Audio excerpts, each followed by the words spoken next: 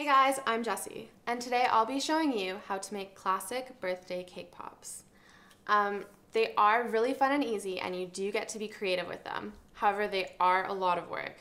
So if you want to make your life a little easier, I suggest using cake mix. I love Betty Crocker's super moist white, and the vanilla icing goes perfect with it. Then you're also going to need some chocolate to dip it in. I like using Baker's white chocolate and adding food coloring. So today we're making pink cake pops. Then you need some sprinkles or decorations on top. So I'm just using rainbow round decor. And of course, your lollipop sticks.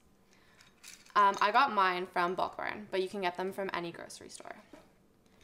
So the first step after baking the cake, of course, is to cut off all of these sides and edges.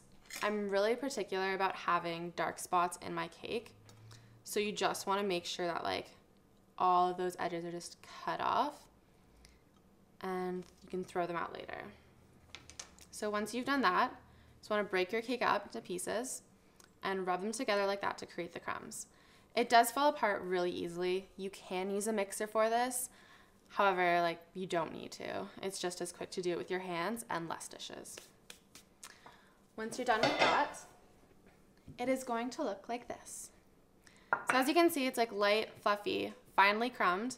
The more finer your crumbs are, the easier it's going to be to work with later. You want to add a 1/4 cup of icing for a whole cake mix. I'm only using half a cake mix to demonstrate, so I'm just going to be adding 2 tablespoons of icing. And you want to distribute the icing evenly over the cake mix. And then with the back of the spoon, just press it into the cake. So once you've pressed and worked the dough, it is going to look like this. So this is about 1/4 of the recipe actually. So yeah, it's gonna be about 4 times the size. As you can see, it's really smooth, it's easy to work with. It's probably one of my favorite parts. Then you want to grab a tablespoon measure. Mine's well shaped because it's already in the shape of a sphere.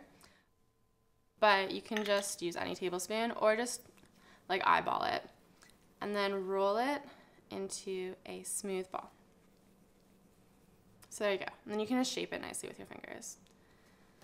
So once you have all of those, it's going to make about 32 of them.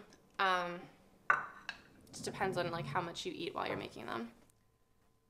And then take your lollipop stick and insert it about 2/3 of the way.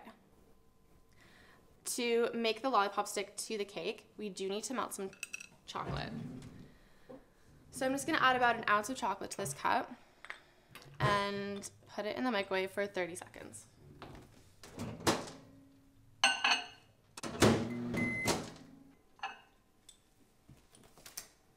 There we go.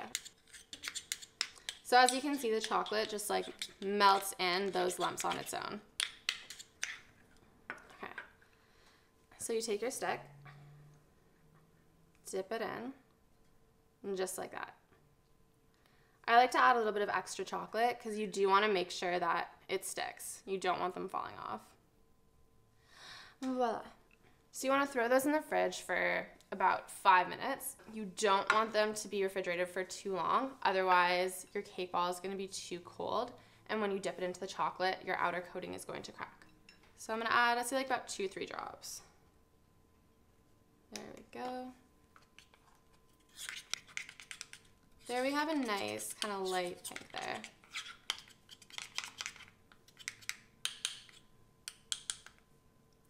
Then you want to go ahead and take your cake pop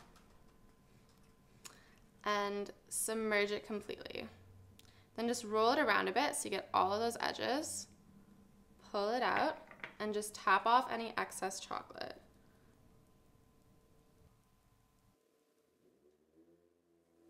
And while your chocolate is still warm, just want to go ahead and add the sprinkles on top.